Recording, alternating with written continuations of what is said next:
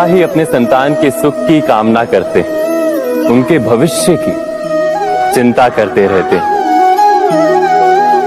इसी कारणवश सदा ही अपने संतानों के भविष्य का मार्ग स्वयं निश्चित करने का प्रयत्न करते रहते।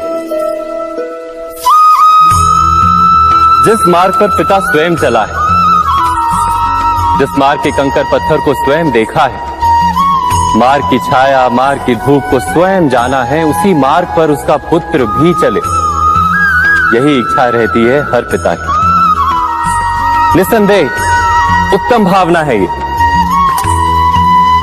किंतु 3 प्रश्नों के ऊपर विचार करना हम भूल ही जाते। कौन से प्रश्न? प्रथम प्रश्न, क्या समय के साथ प्रत्येक मार्ग बदल नहीं जाते? क्या समय सदा ही नई चुनौतियों को लेकर नहीं आता? तो फिर बीते हुए समय के अनुभव नई पीढ़ी को किस प्रकार लाभ दे सकते हैं? दूसरा प्रश्न, क्या प्रत्येक संतान अपने माता पिता की छवि होता है? हाँ, संतानों को संस्कार तो अवश्य माता पिता देते हैं, किंतु भीतर की क्षमता तो ईश्वर देते हैं। तो जिस मार्ग पर पिता को सफलता मिली है, विश्वास है कि उसी मार्ग पर उसकी संतानों को भी सफलता और सुख प्राप्त होगा। तीसरा प्रश्न, क्या जीवन के संघर्ष और चुनौतियां लाभकारी नहीं होती? क्या प्रत्येक नया प्रश्न एक नए उत्तर का द्वार नहीं खोलता? तो फिर संतानों को नए नए प्रश्नों, संघर्षों और चुनौतियों से दूर रखना, ये उनके लिए लाभ करना कहलाएगा या हानि पहुंचाना?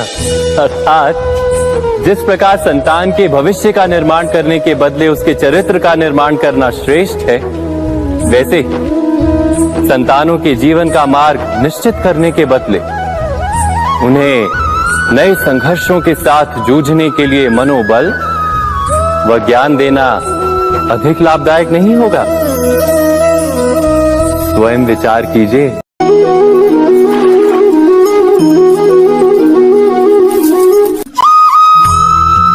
जीवन में आने वाले संघर्षों के लिए जब मनुष्य स्वयं को योग्य नहीं मानता, जब उसे अपने ही बल पर विश्वास नहीं रहता, तब वो सद्गुणों को त्याग कर दुर्गुणों को अपनाता है। वस्तुतः मनुष्य के जीवन में दुर्जनता जन्म ही तब लेती है जब उसके अंतर में आत्मविश्वास नहीं होता। आत्मविश्वास ही अच्छाई को धारण करता है। ये आत्मविश्वास है क्या?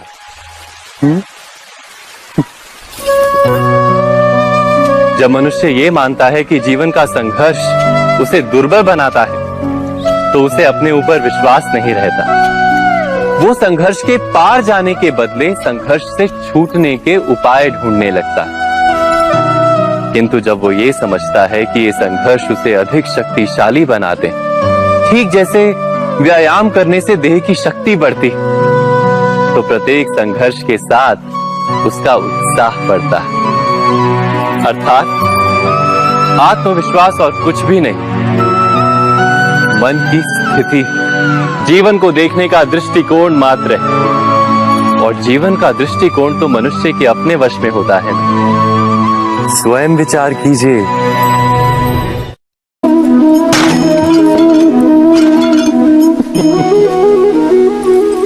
कभी कभी कोई घटना मनुष्य के जीवन की सारी योजनाओं को तोड़ देती और मनुष्य उस आघात को अपने जीवन का केंद्र मान लेता। पर क्या भविष्य मनुष्य की योजनाओं के आधार पर निर्मित होते हैं? नहीं। जिस प्रकार किसी ऊंचे पर्वत पर सर्वप्रथम चढ़ने वाला उस पर्वत की तलाई में बैठकर जो योजना बनाता है, क्या वही योजना उसे उस पर्वत की चोटी तक पहुंचाती है? नहीं। वास्तव में वो जैसे जैसे ऊपर चढ़ता है, वैसे वैसे उसे नई नई चुनौतियां, नई नई विडंबनाएं, नए नए अवरोध मिलते हैं। प्रत्येक पद पर वो अपने अगले पद का निर्णय करता है। प्रत्येक पद पर उसे अपनी योजनाओं को बदलना पड़ता है। कहीं पुरानी योजना उसे खाई में ना ढकेल दे। वो पर्वत को अपने योग्य नहीं बना पाता, केवल स्वयं को पर्वत के योग्य बना सकता है। क्या जीवन के साथ भी ऐसा ही नहीं? जब मनुष्य जीवन में किसी एक चुनौती को, एक अवरोध को अपने जीवन का केंद्र मान लेता है, अपने जीवन की गति को ही रोक देता है, तो वो अपने जीवन में सफल नहीं बन पाता और ना ही सुख और शांति प्राप्त कर पाता। अर्थात जीवन को अपने योग्य बनाने के बदले स्वयं अपने को जीवन के योग्य बनाना ही सफलता और सुख का एकमात्र मार्ग नहीं। स्वयं विचार कीजिए।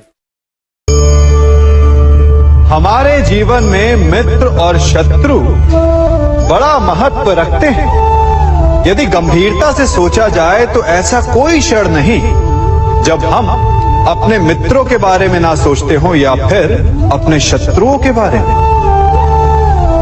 हमारा हर कार्य या तो हमारे मित्रों के हित के लिए होता है या फिर हमारे शत्रुओं के अहित के लिए। हम हर स्थान या तो अपने मित्रों के साथ होते हैं या फिर अपने शत्रुओं के साथ। कोई नहीं चाहता कि उनका शत्रु प्रसन्न रहे। हर कोई अपने शत्रु को नष्ट कर देना चाहता है और ऐसा करने के लिए वो हर संभव प्रयास करता है। उसे आर्थिक, मानसिक और शारीरिक हानि पहुंचाने का प्रयास करता है। परंतु यदि मैं आज आपको ऐसा मंत्र सिखाऊं जिससे आप अपने शत्रु को सदा के लिए नष्ट कर दे तो, और वो मंत्र है मित्र बनाना।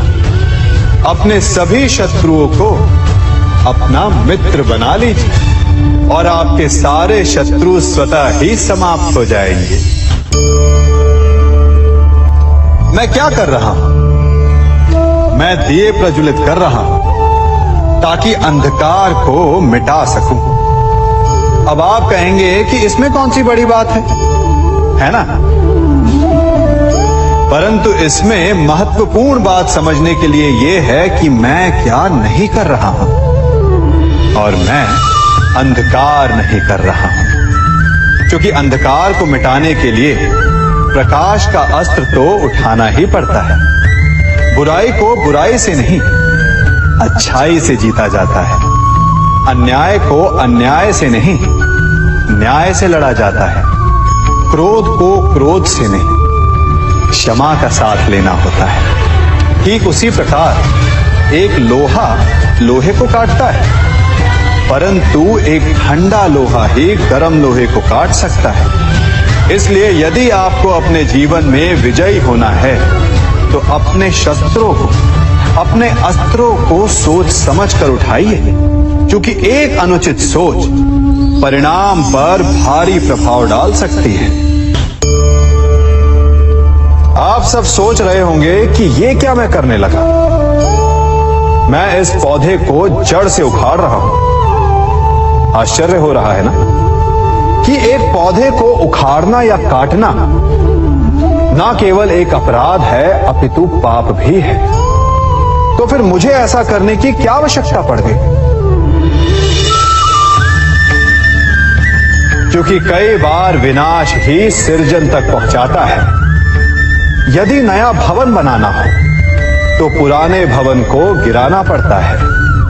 व्यवस्था को परिवर्तित करने के लिए क्रांति लानी पड़ती है। और उसी प्रकार यदि किसी वृक्ष या किसी पौधे की जड़ों में घुन लग जाए या उसका मूल सड़ जाए तो उसे जड़ से उखाड़ देना ही श्रेयस्कर होता है, ताकि उस स्थल पर नए पौधे उपज सके। युद्ध करना पर्याय नहीं, परंतु कभी कभी शांति के लिए युद्ध करना आवश्यक हो जाता है। सार में सबसे श्रेष्ठ क्या है? फूल या कांटे, प्रेम या घृणा, संपन्नता या दरिद्रता, मित्र या शत्रु? बताइए। अब आप भी कहेंगे कि भला ये कोई पूछने की बात हुई? अवश्य, फूल, प्रेम, संपन्नता और मित्र ही श्रेष्ठ है। परंतु क्या आपने अपने जीवन में कभी सोचा है कि हर एक भाव, हर एक वस्तु, हर एक घटना का एक गुण धर्म होता है। त्वचा पर जलन करने वाले फूलों से अधिक श्रेष्ठ वो कांटे हैं जिनसे आप अपने घर की बाढ़ बनाते हैं ताकि वन्य पशु आपके भीतर ना आ सके। वो प्रेम श्रेष्ठ नहीं जो आपको अंधा, लोभी, पक्षपाती बनाता। वो घृणा श्रेष्ठ है जो आपको नया मार्ग दिखाता।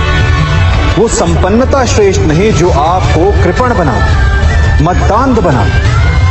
वो दरिद्रता श्रेष्ठ है जो आपको जीवन में परिश्रम करने की शिक्षा दे। कुविचार देने वाले, बुरा मार्ग दिखाने वाले मित्रों से अधिक श्रेष्ठ वो शत्रु होते हैं जो हमें जीवन का लक्ष्य दे दे। इसलिए अपने जीवन में हर वस्तु, हर भाव, हर घटना के गुण धर्म को पहचानिए और उसके पश्चात अपना चयन कीजिए। स्वर्ण, हम सभी को अपने जीवन में स्वर्ण से कभी ना कभी कुछ ना कुछ थोड़ा या अधिक मोह होता ही है ना? परंतु क्या आपने कभी सोचा कि स्वर्ण को प्राप्त कैसे किया जाता है? जब भूमिगत खदानों से स्वर्ण को निकाला जाता है तब वो एक पाषाण की भांति होता है। ऐसा पाषाण जिससे आप किसी को भी मार सकते हैं, परंतु उसे आभूषण के रूप में स्वयं के शरीर पर धारण नहीं कर सकते। यदि उसे आभूषण बनाना है तो उसे लंबी यात्राएं करनी होती है। उस पाषाण को पिघलना होता है। सुनार के हथौड़ी की अनेकों चोटें खानी पड़ती है, फिर काट छाट और उसके पश्चात जाकर वो ऐसा आभूषण बनता है जो हमें वर्षों तक, सदियों तक लुभाता रहता है। इसलिए यदि आपको समय पर विजय पानी है तो स्वयं के निर्माण पर समय देना होगा। हम सभी सुनते आए कि जो वीर होता है, साहसी होता है, शौर्यवान होता है, उसके समक्ष सारा संसार झुकता है। वीर भोग्य वसुंधर। परंतु वीरता है क्या? शौर्य क्या है? साहस क्या है? साहस युद्ध नहीं, वीरता विजय नहीं, शौर्य कभी ना गिरना नहीं। साहस किसी चुनौती के समक्ष खड़े होने का भाव है, तो वीरता उस चुनौती को उत्तर देने के लिए पूर्ण परिश्रम लगा देना है। और शौर्य का अर्थ है गिरकर फिर से उठने का साहस रखना, बार बार प्रहार करके वीरता दिखाना, निरंतर प्रयास करते रहना, निरंतर परिश्रम करते रहना। इसलिए विजयी होने से अधिक महत्वपूर्ण है शौर्यवान होना, क्योंकि जो शौर्यवान है उसे विजय मिलना निश्चित है। सम्मान, मनुष्य के जीवन में सम्मान का बहुत अधिक महत्व है। वो उसे अपने हृदय, अपने मन से जोड़कर रखता है। कदाचित इसीलिए हम शत्रु के सम्मान पर चोट पहुंचाते हैं ताकि उसे पीड़ा पहुंचाई जा सके। परंतु ऐसा करने से सावधान रहे मित्रों। शरीर पर लगी चोट मनुष्य भुला सकता है, परंतु उसके सम्मान को लगी चोट उसे जीवन भर पीड़ा देती है। और स्त्री के मान सम्मान पर लगी चोट उसे उस सीमा तक ले जाती है जहां उसे केवल प्रतिशोध दिखाई देता है। यदि अपने शत्रुओं को जीतना है तो प्रेम से जीतिए, अपने कर्मों से जीतिए। उन्हें अनुभव करवाइए कि उनसे भूल हुई है। किसी के सम्मान को ऐसी चोट ना पहुंचाइए कि वो आपका नाश करने पर उतर आए। स्मरण रखिए, किसी का अपमान करके आपके हृदय को कदाचित थोड़ा संतोष आ जाए, परंतु उस अपमान से आप कई हृदयों को आघात पहुंचाते हैं और अपने लिए एक शत्रु और बढ़ा लेते हैं। हम सब शीघ्र ही सफलता चाहते हैं, ढेर सारी संपत्ति और सुख चाहते हैं। और ऐसे में कई बार हम छोटे मार्गों का चयन कर लेते हैं, वो मार्ग जिनमें परिश्रम नहीं होता, जिनमें होता है तो केवल छल, कुटिलता और भाग्य का सहारा। जैसे कि जुआ। कोई जुए के खेल में धन लगाता है, कोई दांव लगाता है और ये भूल जाता है कि जुआ ऐसा दलदल है कि जिसमें एक बार गिरे तो सर्वनाश से पहले निकलना असंभव है।